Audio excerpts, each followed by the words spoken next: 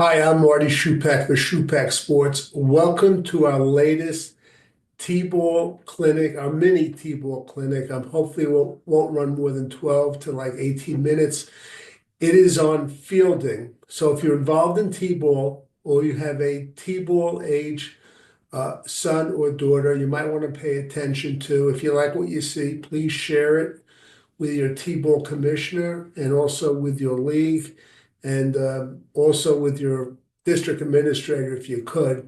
And also, if you get a chance, please give me a thumbs up and any comments you have.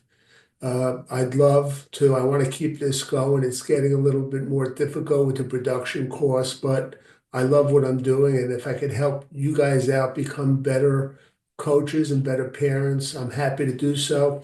I'm going to go through three drills. And when I'm done explaining, I went into the Schupak Sports archives and I found them in video form. So stay on, you'll see an extra 3 minutes of video of the three drills. I just want to point out too, as in all T-ball skills that you're teaching, safety is of the utmost importance. Don't just take it for granted. When there are bats lying around, kids will pick it up and start swinging. If you have baseballs lying around, they might pick them up and start throwing them. Uh, Talking about field, and by the way, make sure you get as many parental volunteers as you could. A great idea, which I used, is when you have a parents meeting, you tell the parents right there, every one of you is an assistant coach. That's it. You can't get out of it. You're an assistant coach. We expect you all to help out. If you're working two or three jobs, give me one practice and one game to help out. Okay. You got to get a commitment from the parents. And it helps out also with the kids and for safety. When you're teaching fielding, all right, I've come to the conclusion that early in the year, especially with the new players, focus more on ground balls rather than fly balls. And one of the drills is on a fly ball. Keep in mind that when you throw ground balls, the ground actually acts as a security blanket for the kids.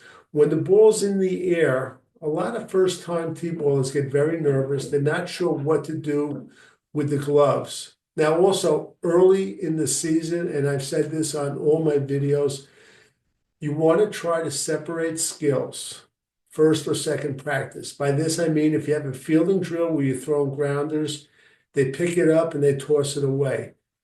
After the first couple of practices, then you can combine skills, but try to separate skills early in the year. And also, if you have returning players, separate them by skill. All right. You should know this by the first or second practice. You'll get more things done if you do separate them by skill. The returning players, they'll become bored with some of the basic drills that you have gone over or they went over last year. I also want to talk about gloves. I am a huge proponent early in the year, certain drills in practice. I like to have the kids use it bare hands, and you have to use safety balls, safety tee balls, soft cover balls. Keep in mind, and I just relate in my area, I'm up in Nyack, New York. We have a lot of immigrants, a large Haitian population, and a lot of homes, single family moms. And when we tell them to go out and buy a glove or official T-ball glove, first of all, there's no such thing as an official T-ball glove. And some of these moms will go into like a Walmart and they'll go into the sporting goods section. They'll see a package. It says official T-ball glove and ball.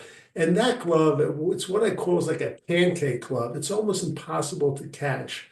I encourage parents, if you're in a community, go to some of your neighbors if they have older kids and see if they're looking to get rid of some gloves. But don't go out and spend money on items that aren't going to work. And for coaches, try to use some drills with barehanded fielding drills. Make sure the balls are soft covered. Let's get right to the drills, okay? It's enough of me talking. The first drill I do, and you'll see the video of it, I call one bounce, two bounce. And all I'm doing is I'm finding a wall And you could do it at the schoolyard, or you could do it if you in your driveway. And I'm kind of combining motor skills with the player. He has to listen and then he has to react. I'll throw a ball, either a rubber ball or a tennis ball against the wall. And then I'll yell out either one bounce or two, or I yell out a number one, two, or three. And the player has to wait till it bounces the number that I called out. And then he's got to catch it. Okay. Now, in this drill, I just want to point out, even though it's showing a player with a glove, catching is not as important as stopping the ball after I yell out the number of bounces.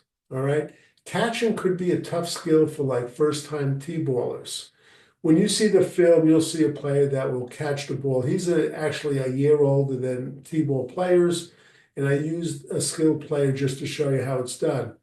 So in this drill, I also think it's apropos if you give the kids the option, instead of catching it, they could just knock it away.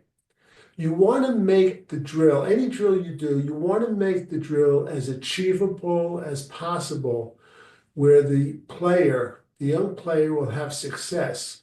Remember, we're trying to build that a lifetime love for baseball and softball. So we want to do everything we could in these young ages to really develop a nice foundation where they'll feel positive about the game. Keep in mind also, too, if you're coaching, you'll see a big difference sometimes in the skill level, even first-time players.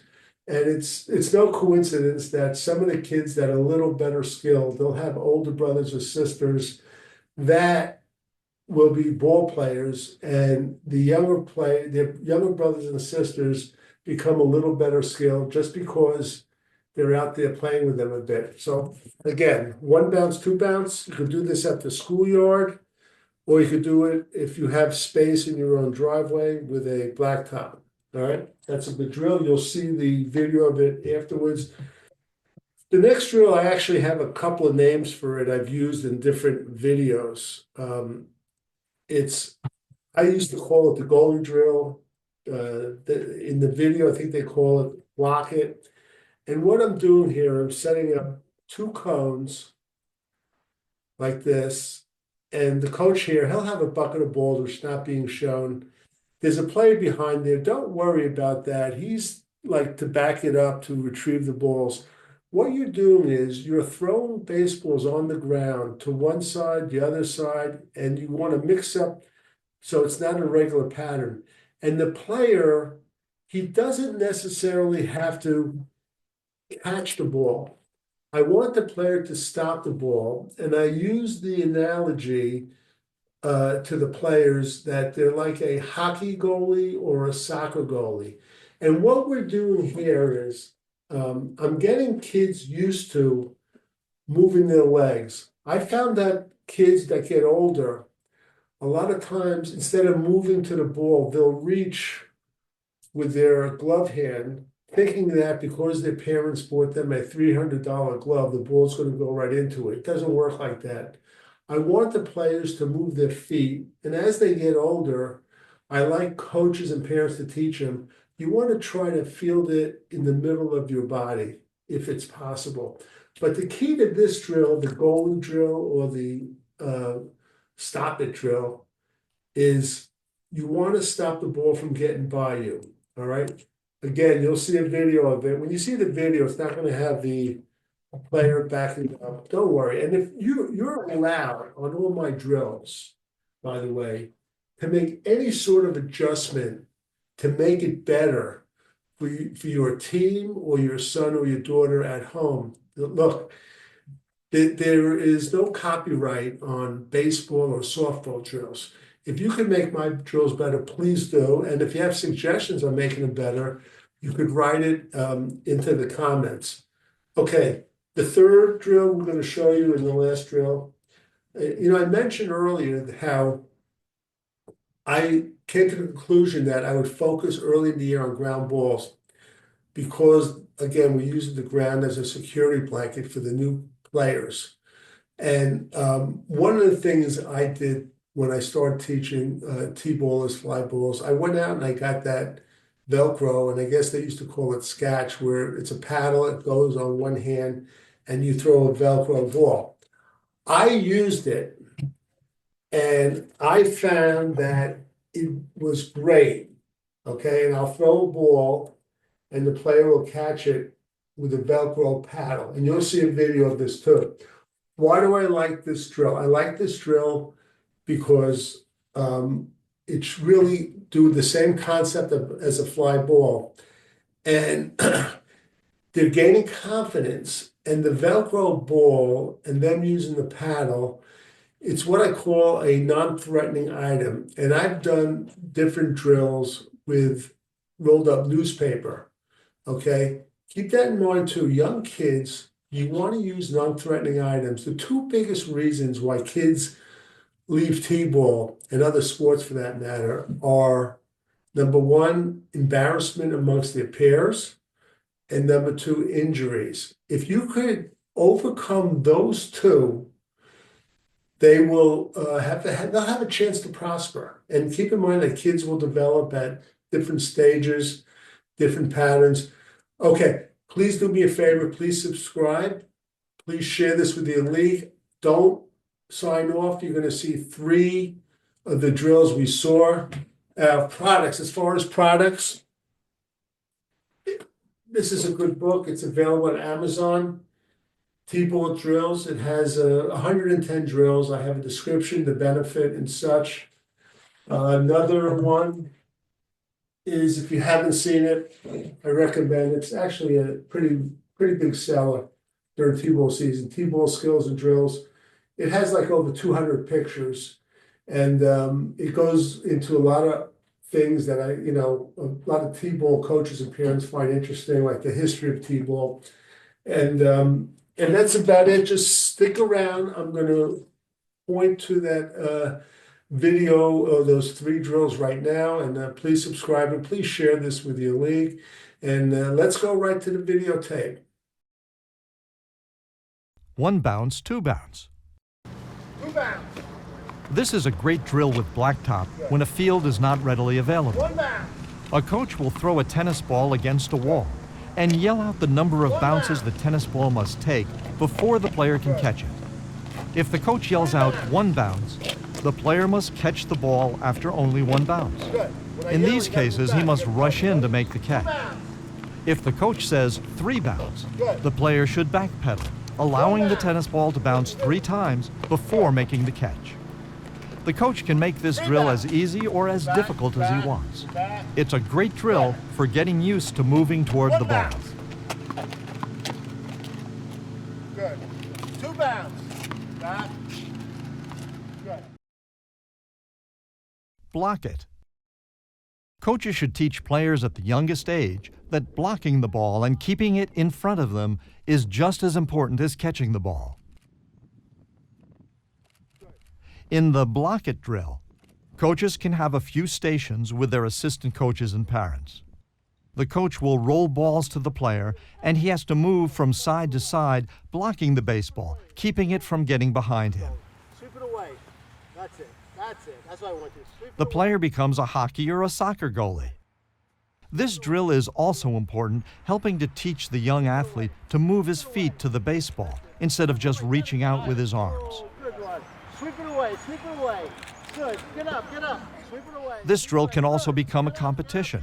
How many balls can the player keep in front of him in a predetermined time? Sweep it away.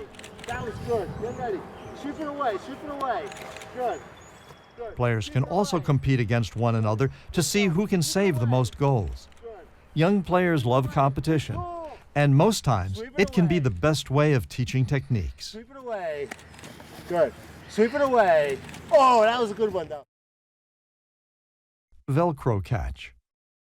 One of the hardest skills for young players to succeed at is to catch a fly ball hit to them. In fact, one of the best ways to turn a player off from the game of baseball is for him to get hit with a fly ball in the face. The Velcro fly ball drill will help players gain confidence in catching the fly ball, and their fear of getting hurt by the ball will be diminished. With the Velcro paddle, The coach will first just throw the ball a short distance. He can then move further apart and finally hit the Velcro ball with a racket. High pop. Oh, what a catch. Ready?